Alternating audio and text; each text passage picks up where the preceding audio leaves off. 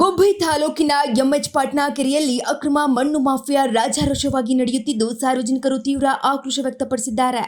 ಕೆರೆಯ ಮಣ್ಣನ್ನ ರೈತರ ಕೃಷಿ ಚಟುವಟಿಕೆಗಳಿಗೆ ಅನುಕೂಲವಾಗುವಂತೆ ಕೇವಲ 2 ಅಡಿ ಮಾತ್ರ ತೆಗೆಯಬೇಕು ಎಂದು ಶಾಸಕ ಎಸ್.ಆರ್. ಶ್ರೀನಿವಾಸ್ ಅವರು ಸ್ಪಷ್ಟ ಸೂಚನೆ ನೀಡಿದರು. ಆದರೆ ಆ ಆದೇಶವನ್ನ ಕ್ಯಾರೆ ಎನ್ನದ ಮಣ್ಣು ಮಾಫಿಯಾಕೋರರು ಹಣದಾಸೆಗಾಗಿ ಕೆರೆಯ ಮಣ್ಣನ್ನ ದುಪ್ಪಟ್ಟು ಬೆಲೆಗೆ ಮಾರಾಟ ಮಾಡುತ್ತಿದ್ದಾರೆ. ನಿಮ್ಮ ಮೀರಿ ಬರೋಬ್ಬರಿ 4 ರಿಂದ 5 ಅಡಿ ಆಳಕ್ಕೆ ದೊಡ್ಡ ಇಟಾಚಿ ಹಾಗೂ ಲಾರಿಗಳನ್ನ ಬಳಸಿ ಮಣ್ಣನ್ನ ಅಗೆಯಲಾಗ್ತಿದೆ.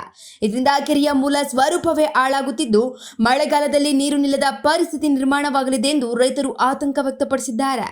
ಈ ಅಕ್ರಮ ಮಣ್ಣು ಸಾಗಾಣಿಕೆಯನ್ನ ತಡೆಗಟ್ಟಿ ಸಂಬಂಧಪಟ್ಟ ಅಧಿಕಾರಿಗಳು ಕ್ರಮ ಕೈಗೊಳ್ಳುತ್ತಾರಾ ಕಾದು ನೋಡಬೇಕಿದೆ.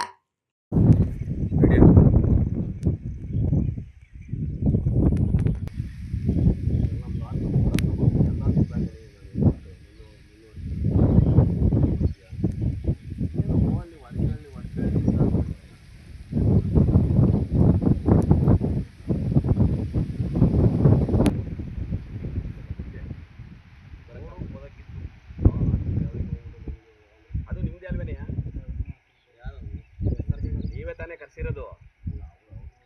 ಯಾರು ಅವರೇ ತಾನೇ?